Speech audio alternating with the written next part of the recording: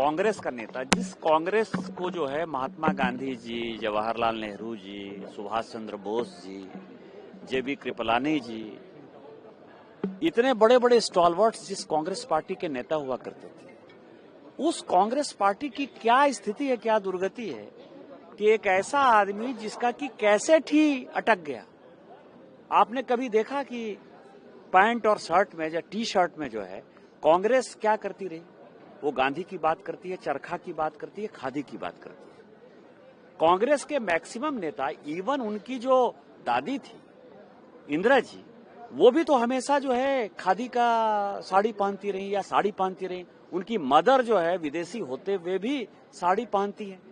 इस आदमी को देखिए कि ये आजादी प्राप्त करने के लिए, सरकार बनाने के लिए, अपनी सरकार हो, इसके लिए इवन उनके जो परनाना थे वो भी मैक्सिमम पजामा कुर्ता पहनते थे या नेहरू कोट पहनते थे, बंद गले का कोट पहनते थे।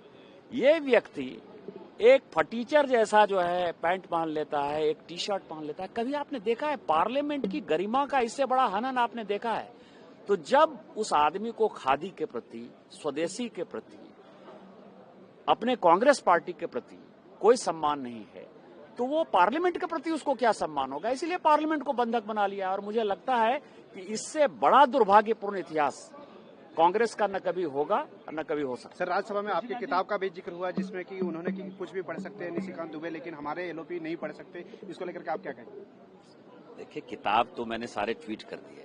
अब जनता उस किताब को पढ़ेगी और जनता उसके ऊपर निर्णय करेगी कि किस तरह से जो है मक्कारी का इतिहास रहा, गद्दारी का इतिहास रहा, भ्रष्टाचार का इतिहास रहा, और किस तरह से जो है महिलाओं के लिए और पुरुषों के लिए भारत की स्वतंत्रता को गिरवी रखा गया, भारत का तोड़फोड़ किया गया, किस तरह से भ्रष्टाचार किया गया, वो सारे इतिहास हैं। मैं उस इतिहास में नहीं जाना चाहता, मैं तारकेश्वरी जी के इतिहास में नहीं जाना चाहता, मैं कई एक जो है नायडू के इतिहास में, किसी के इतिहास में नहीं जाना चाहता। यदि मैं जाऊंगा मथाई के इतिहास में नहीं जाना चाहता, दिनेश सिंह के इतिहास में नहीं जाना चाहता, धीरेन्द्र ब्रह्मचारी के इतिहास में नहीं जाना चाहता। इतिहास में यदि जाऊंगा तो इतिहास के पन्ने इतने काले हैं जो मुझे खुद ही शर्म आती है उसके बारे में बात करना। प्रियंका जी कह रही है कि आप इसलिए डर रहे हैं राहुल गांधी के बोल में एप्टीन फाइल से और सब चीजों से, और कल तो आपको भी लेकर टिप्पणी की गई कि प्रधानमंत्री ये सिर पैर की बातें क्या है कि किस तरह की फाइल, कौन सी बात है? ये हेंडरसन ब्रुक की बात हम कर रहे हैं, भगत के डायरी की बात करते हैं, उसके कमेटी की बात कर रहे हैं। देश के बारे में बात करो ना यार। देश को तुमने किस तरह से स्थिति में पैदा किया, एंडरसन को कैसे भगा दिया भोपाल से, कोतरेची का कैसे बैंक अकाउंट खोल दिया, क्या बात करना चाह रहे हो यार? चित्रा सुब्रमण्यम जिंदा है, उन्होंने मेरे ट्वीट को जो है कोट ट्वीट किया, जाके उनसे पूछिए। तवलीन सिंह की किताब है, उनसे पूछिए। कई एक लोग जिंदा है ना, अरुण शौरी जी जिंदा है, इवन शशि थरूर की किताब को कोट करिए ना। नहीं, बिल्कुल हुआ है। एक उसका जो देश के लिए आतंकवादियों ने इनके बाबा का की हत्या की हो, इतनी बड़ी देश के लिए शहादत दी हो, और जो ये कह रहे हैं कि राहुल वाकई नहीं देश के दुश्मन है, देश की जनता के द्वारा चुने हुए जो यहाँ के सांसद हैं, ये केवल 4 दिन जो उनको भाषण करने का या सवाल उठाने का, क्षेत्र का या सरकार के आलोचना का या चाहे सुझाव देने का चाहे अवसर मिलता है महामहिम राष्ट्रपति भाषण पे। अखिलेश यादव बोलना चाहते थे, सभी पार्टी के लोग बोलना चाहते थे, लेकिन कांग्रेस ने 4 दिन किसी को बोलने का अवसर नहीं दिया। और जब लोग बोलते तो उस पर प्रधानमंत्री जी जवाब देते, तो मुझे लगता है वो पार्लियामेंट के भी दुश्मन है, लोकतांत्रिक मूल्यों के भी दुश्मन है, उन परंपराओं के दुश्मन है। उनको एलओपी का तरीका ही नहीं मालूम, एलओपी की न नियमों का ज्ञान है न परंपराओं का ज्ञान है।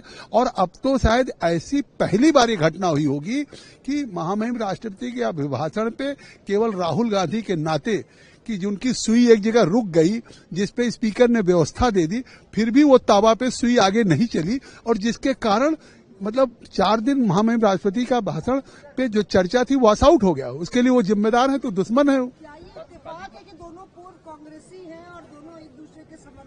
नहीं, हम सही हैं, इसीलिए आज आप देख रहे हैं ना कि उनके नेतृत्व में जिस तरीके से देश ने पहले ही उनको ठुकरा दिया, लगातार जहां भी उनके नेतृत्व में चुनाव हो रहा है, आज उनको वहां से रिजेक्ट किया जा रहा है। इसलिए ये तो दुर्भाग्य है कांग्रेस का कि जिस एक बात सुनो, हमने कोई वहां जब थे, हम पार्टी को जीत के सीट ही लाके देते थे ना, कभी उनके ऊपर कोई बोझ तो बने नहीं थे।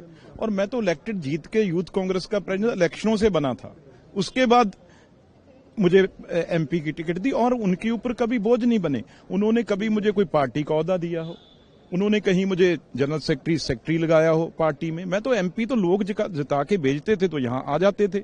तब जब लगा भाई यहां पे सिर्फ ये तो एक परिवार की पार्टी रहेगी, कांग्रेस तो रही नहीं है ना। परिवार की जब पार्टी रह गई, एक गांधी की पार्टी पर रह गई, तो सब छोड़ छोड़ के निकल गए। कांग्रेस रहती तो कांग्रेस में रहते लोग। मैं आपको बताऊं, कांग्रेस नहीं रही, एक सिर्फ उधर सोनिया गांधी जी बैठे हैं, यहां दोनों भाई बहन बैठे हैं, तो बाकी जगह क्या वो आते हैं। अब देखो, सारों को बेचारों को बाहर करवा दिया। मैं यही फर्क है, क्यों छोड़ा? क्योंकि यही लड़ाई मैं भी अंदर लड़ता था और ये भी लड़ते थे ऑपोजिशन में 10 साल।